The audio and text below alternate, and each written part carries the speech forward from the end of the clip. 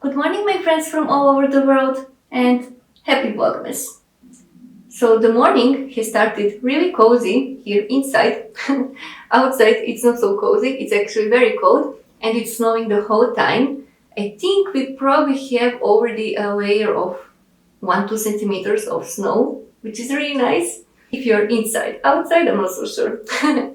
Anyway, I've been having a really nice morning because I started reading a Scandinavian Christmas festive tales for Nordic Noel, a book collection of Nordic stories, Christmas stories, like for example from Hans Christian Andersen and some other writers from Sweden, Norway, Finland that I didn't hear about, but the stories are very nice.